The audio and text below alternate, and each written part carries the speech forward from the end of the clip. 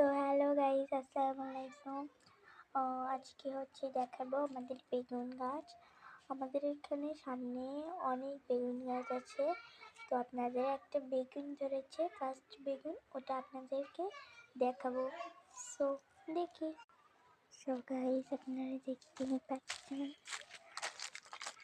তো এই গাছটা, এই দেখেন, এই যে একটা বেগুন। এরপর আছে এই গাছটাই।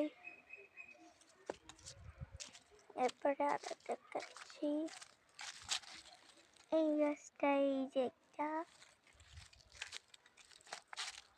এরপরে এই সাদা বেগুনটা সবচেয়ে স্পেশাল।